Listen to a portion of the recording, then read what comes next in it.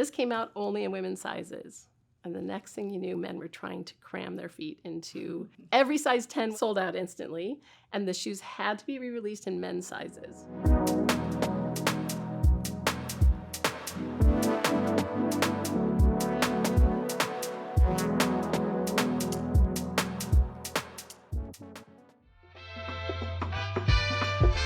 So if women start to become the dominant force, then it's something men don't want a part of anymore. And so I think sneaker manufacturers were like, if we do this gatekeeping, we'll preserve these associations of masculinity, it's gonna drive this obsession. But something really interesting happened when Rihanna released the PUMA Creepers. So she's asked to do a collaboration with PUMA, and she makes the PUMA Creeper very feminine. This came out only in women's sizes.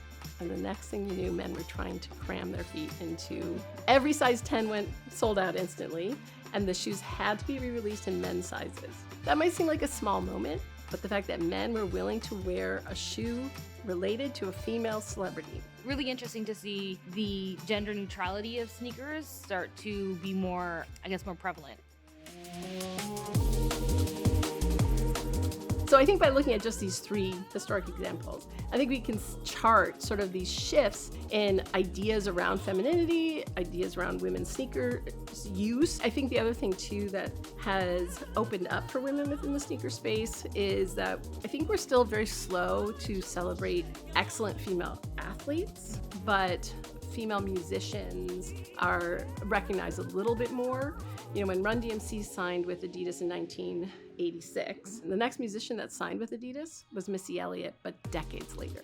But it's interesting to me that they chose Missy Elliott, right? And her sneaker collecting is so incredible. More recently, Ewing's has done the High 33 in honor of Salt and Peppa.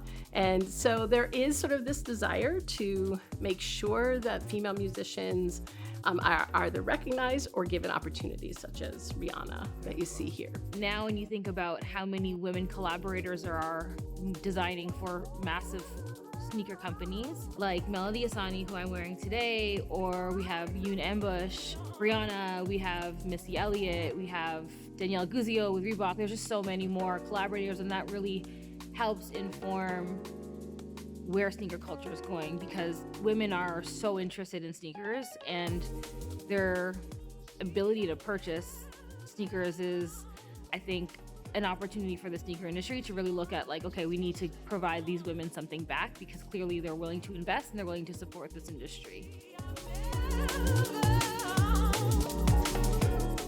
I think that with footwear and sports, it's super interesting to see how much sport really informs just every day. You could really express who you are through your footwear. We always talk about when you build an outfit, it's usually from the feet up, and that was for a long time kind of how fashion and specifically sneakers worked. I think about basketball because that's kind of my world, and I grew up playing basketball, and that's what made me fall in love with sneakers to begin with. I needed that pair of Air Zoom Flights 96s, like those were my shoe, and I had to have them because Penny Hardaway wore them 30 years later, and I'm still the same 10-year-old kid who just needs that pair of shoes. So it's super interesting to see how much that has affected me.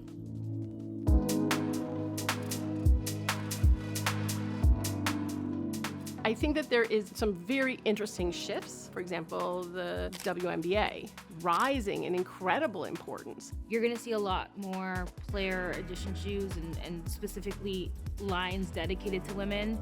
Sabrina has her pair and they killed last year, and they're a beautiful shoe while also being super functional. Hopefully you'll see a lot more women's sneakers out in the marketplace. And so I think when men and women are as eager to wear a female sports hero as they are to wear a male sports hero, I think then we will 100% have really started to transform this issue.